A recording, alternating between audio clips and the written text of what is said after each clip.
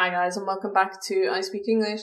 My name's Hayley, and in this lesson I'm going to be showing you some Cambridge vocabulary for your C1 and C2 exam, and we're going to be looking at words starting with A. So this video is all about vocabulary building, which is a massive part of C1 and C2 exams. One part that a lot of people kind of fail to do and kind of underestimate the amount of vocabulary that you need. So this video, it's gonna stop you using that really safe vocabulary, you're using the same words over and over again because you know how to use them. Instead, we're gonna take your vocab from boring and safe to C1, C2 level. They're going to be really flexible words. You can use them in a lot of contexts. They're going to be very natural, and they're also going to be appropriate for essays, reports, proposals, and your speaking exam as well. So they're going to be really useful for you. Before we take a look at that, please do make sure that you are subscribed to the channel and that you give this video a like if you learned something new. Any like helps, any subscribe helps.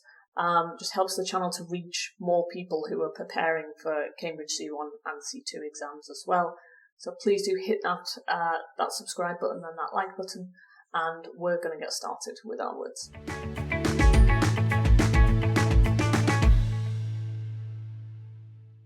Alright, let's take a look at our vocab then. So the way this is going to work, we've got 10 words. I'm going to split them up into 5 different categories. We're going to have 2 adjectives, 2 nouns, 2 phrasal verbs, 2 normal verbs, and 2 adverbs. Okay, so 2 for each category, just to give you a nice range. Okay, we're going to start with our adjectives. Our 2 adjectives are ambiguous and accountable. So if you don't know what they mean, you should be able to figure them out by these examples here. So you can say, for example, when laws are ambiguous, they often lead to inconsistent interpretations. So ambiguous means unclear, vague. Okay, so it's a synonym for unclear or vague. For accountable, you could say at work, we're encouraged to be accountable for our own decisions. So if you're accountable for something, you take responsibility for that thing. Someone can rely on you to do that thing. How could you use these in the exam? You could use it in an essay, your report, your letter. Let's take a look at accountable first. So in an essay, for example, governments must be held accountable for the long-term impact of their policies. You could write something like that. Okay, so they must be held responsible. So this is a nice synonym for responsible. If you're writing a report, you could say managers are accountable for ensuring compliance with regulations. Or a letter of complaint, maybe this could be nice. We trust that those responsible will be held accountable for their oversight. Okay, so this would be really nice for your letter of complaint. Moving on, take a look at ambiguous in a proposal. You'd say clear guidelines should be introduced to avoid ambiguous communication. You're proposing a solution for something. In a report, several respondents described the instructions as ambiguous, so you're reporting problems from people. Obviously, this is for your C1 exam. You're reporting problems that people have had, so the problem is that it's ambiguous. In a formal letter, I would appreciate clarification as certain points remain ambiguous. So, pretty easy to use them. So, ambiguous, a synonym for vague or unclear. Accountable, synonym for responsible, basically. Okay, so this is how you need to learn vocabulary. Get vocab and switch it out in your brain with the synonym that you already know. And then try to use this word instead. And it'll make your vocab a bit more, polished, let's say. If you want to learn more vocabulary like this, kind of more slightly formal vocabulary that would be appropriate for your essay, and your speaking exam as well, I've got some flashcards for you. They're in the description. They're completely free. You can download them there. There's about 250 words on there that will be appropriate to use in your C1 essays, reports, proposals, also your speaking as well. So you can download them from the link in the description. Click there if you're interested. Meanwhile, we're going to carry on. Take a look at our nouns. So we have allocation and we have autonomy. For example, I'd say the allocation of resources often reflects a country's political policies. So if you allocate, the verb would be allocate. If you allocate something, you give something to a specific person. Okay. Allocation would be the noun. So the giving of this thing. And autonomy was our other one. So student autonomy plays a crucial role in effective learning. Okay. Couple of examples there. How to use it in your exam. So we've got essay, proposal, letter of complaint. So in your essay, the fair allocation of public funds is a matter of growing concern. So there's that C1 essay question from one of the papers that's about funding for local facilities or something. You have like museums. It's a really common question that you get. So this would be really nice because you could say allocate funding, for example, or the allocation of funding. Remember, when you use nouns in writing, it becomes more formal instead of using verbs. That's a little tip for you.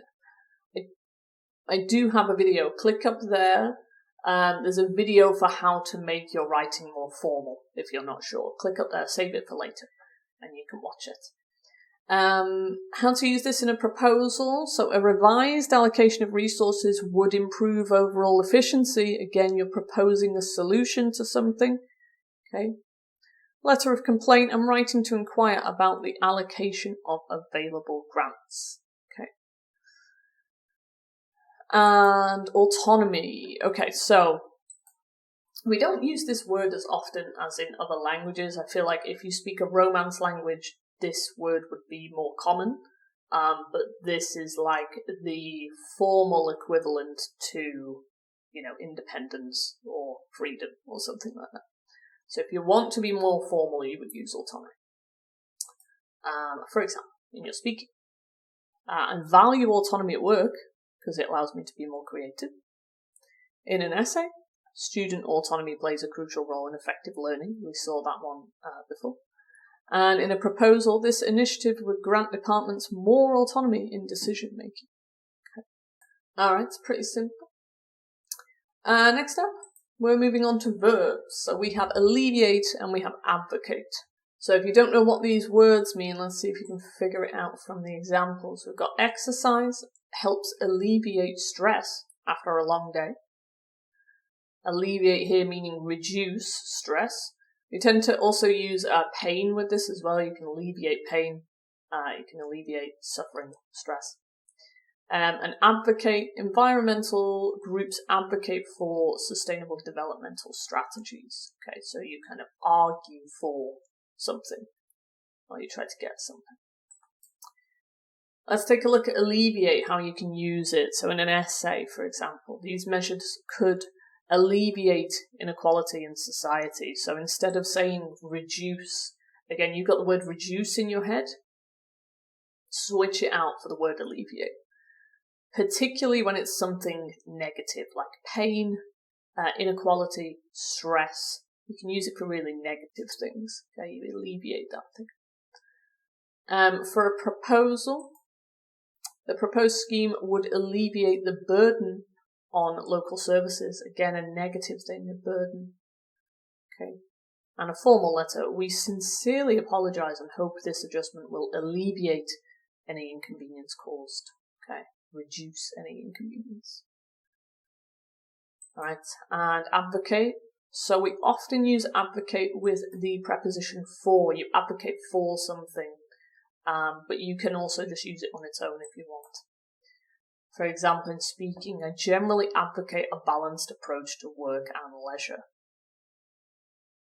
Okay, so I kind of promote this thing, or I argue for this thing.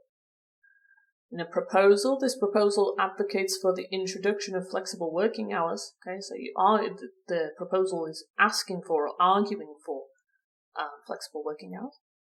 And a letter of complaint, we advocate immediate action to resolve this issue. Okay, so we want immediate action, we're arguing for that thing. Alright, so we're kind of halfway through here. So we've done adjectives, we've done nouns, we've done verbs. On to our phrasal verbs. Okay.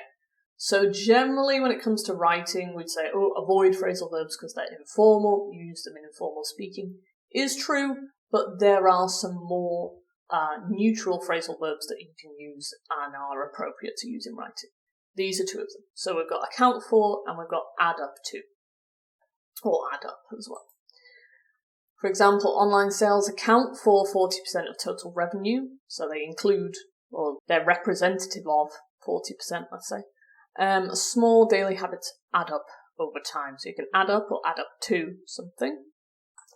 To use in the exam, so account for, you could use it in your report, as we just saw this example there. Online sales account for over 40% of total revenue.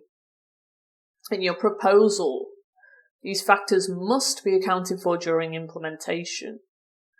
And in your speaking, my commute accounts for a lot of my daily stress. Add up to, meanwhile, we already saw this, small daily habits add up over time.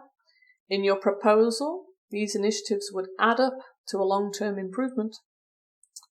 And a letter of complaint. Unfortunately, the figures provided do not add up. Okay, so they are still neutral. You can use them without a problem in your writing and in your speaking as well. Alright, and finally, our adverbs. So we've got arguably and accordingly. Arguably, you can use it in this way.